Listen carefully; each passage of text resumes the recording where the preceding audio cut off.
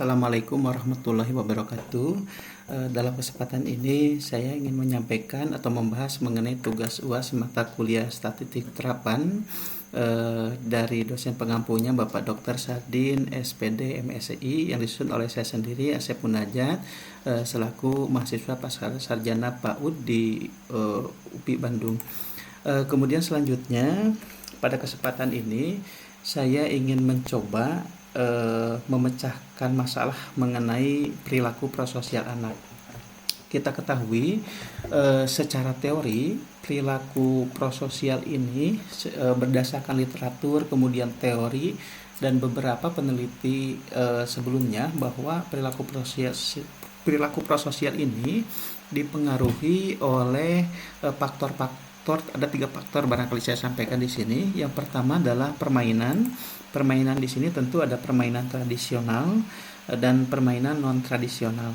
Kemudian pola komunikasi dalam keluarga, kemudian interaksi teman sebaya. Nah, yang saya ambil dari ketiga faktor ini adalah faktor permainan. Di mana faktor permainan ini ada faktor permainan tradisional yang biasanya digunakan di anak pedesaan, kemudian ada permainan non tradisional yang biasanya digunakan oleh anak PAUD atau AUD di perkotaan. Nah, tujuan untuk menyelesaikan permasalahan ini tujuannya ingin mengetahui apakah ada pengaruh permainan AUD atau anak usia dini di desa dan di kota terhadap perilaku prososial.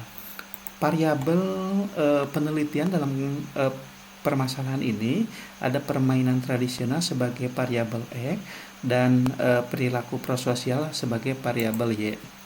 Kemudian X dan Y saya ukur dengan skala pengukuran ordinal, dan X ordinal kemudian Y-nya juga ordinal.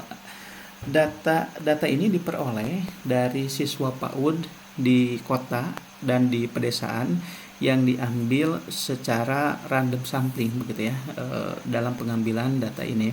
Kemudian hipotesis yang penelitian yang diajukan H0 itu siswa PAUD di perkotaan dan pedesaan memiliki perilaku prososial yang sama. H1-nya terdapat perbedaan perilaku prososial anak PAUD di kota dengan di desa.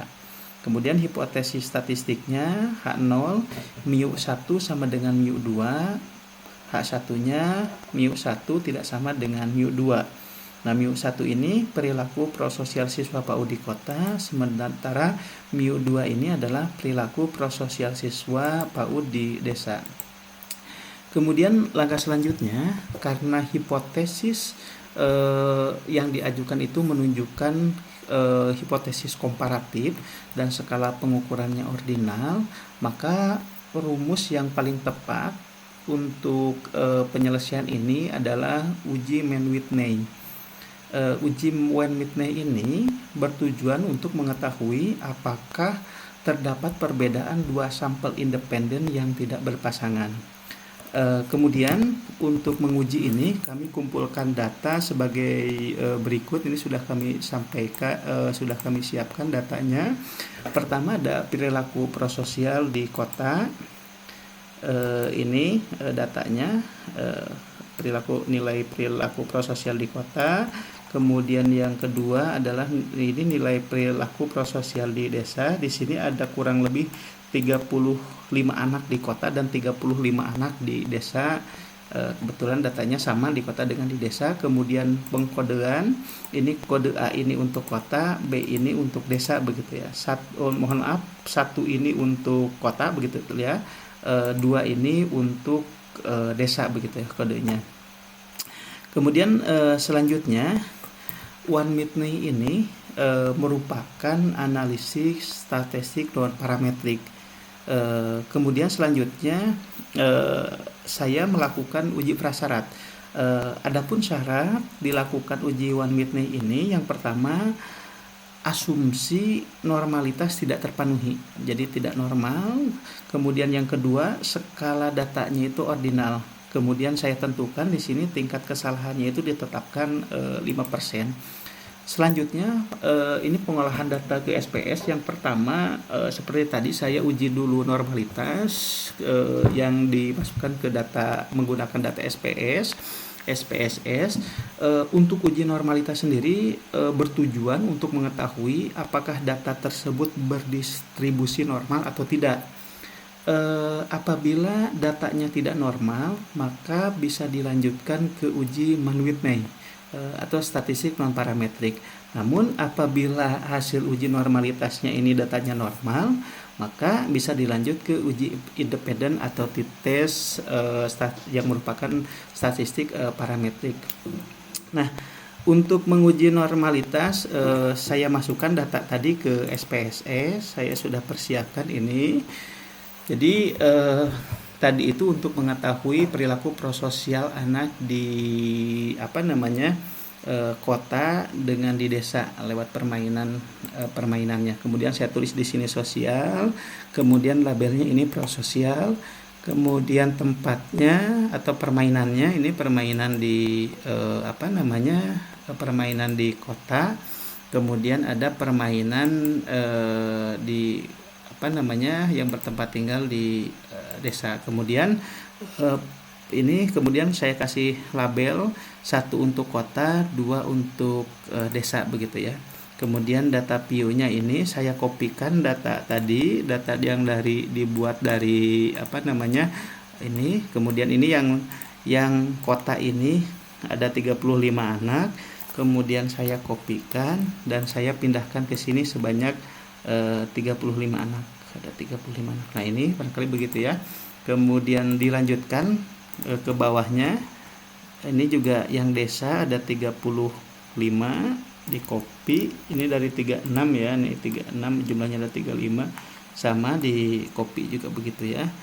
Nah, kemudian untuk tempatnya atau permainannya itu ada di nomor 1 itu di kota begitu ya. Ini kota. Jadi yang kota itu 1 sampai dengan 35 tadi. Nah, ini begitu ya, copy paste dikesinikan. Kemudian yang nomor 2 kasih label, ini untuk desa, di copy paste juga. Nah, ini dari 36 2 ya. Nah, ini. Sehingga kalau dibuka seperti ini ya. Ini kota begitu ya. Ada berapa ini? 35. Kemudian desa juga ada 35. Nah, selanjutnya kita ke melakukan uji normalitas. Nah, untuk uji normalitas kita ke sini analyze. Ini analyze, kemudian yang selanjutnya adalah descriptive statistik, kemudian explore, kemudian ini sudah ini ya, asalnya di sini begitu ya, ini. Kemudian yang ininya ke dependent list, perilaku prososial, tempat tinggalnya itu adalah ke factor list, kemudian klik plot, kemudian dipastikan ini harus dicentang normalitas plot weight test, kemudian continue, setelah itu oke. Nah, data yang mesti dilihat ketika uji normalitas ini adalah data yang ini nih, tes normalitas. Ini yang paling harus dilihat, tes normalitas.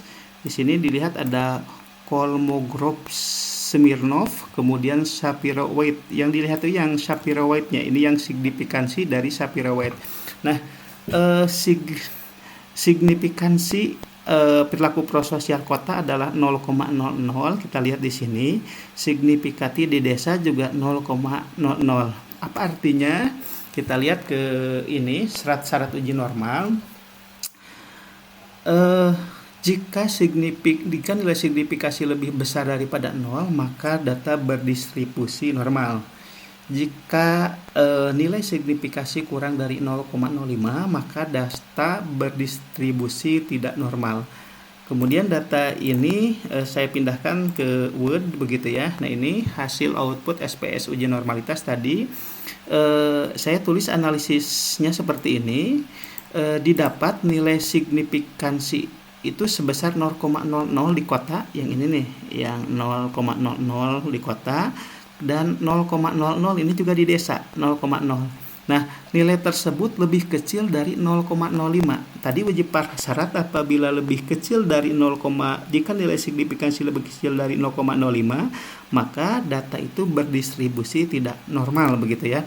Nah, ini bahwasannya nilai signifikansi itu di kota 0,00, di desa 0,00. Nah, nilai tersebut ternyata lebih kecil dari 0,05. Maka saya menyimpulkan bahwa data itu tidak berdistribusi normal. Ketika data tidak berdistribusi normal, maka digunakan uji Mann-Whitney. Nah, selanjutnya kita ke uji Mann-Whitney. Nah, lanjut ke SPSS kembali begitu ya. Kita uji Mann-Whitney. Dalam uji Mann-Whitney ini kita analyze, kemudian juga non-parametric trace, kemudian legacy, kemudian two independent, karena ini dua independen begitu ya. Kemudian ininya masukkan yang perilaku prosesnya ke tes variabel, kemudian juga tempat tinggalnya ke grouping. Kemudian jangan lupa dicentang ininya Mann-Whitney-nya. Kemudian selanjutnya kita klik OK. Nah, ini hasilnya.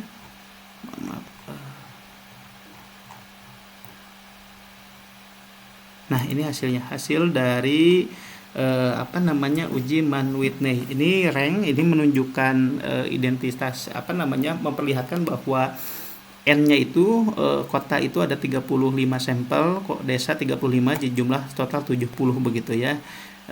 Ini juga ada min rank, ada sum of rank. Tapi yang kita lihat ini adalah tes statistik ini begitu ya. Nah, di sini yang dilihat ini perilaku prososial anak itu asik true-tail-nya itu ada 0,00. Kita lihat di prasyarat di Mann-Whitney ini, dasar pengambilan keputusan Mann-Whitney ini jika nilai asip sig-nya itu lebih kecil dari 0,05 maka hipotesis diterima. Jika nilai asik sig-nya lebih besar dari 0,05 maka hipotesis ditolak. Nah, ini hipotesisnya siswa PAUD di perkotaan dan pedesaan memiliki perilaku prososial yang sama, H0-nya. Kemudian H1-nya terdapat perbedaan perilaku prososial anak PAUD di kota dengan di desa. Saya ulang dari hasil ini, bahwasannya tadi asik sig-nya itu adalah 0,00.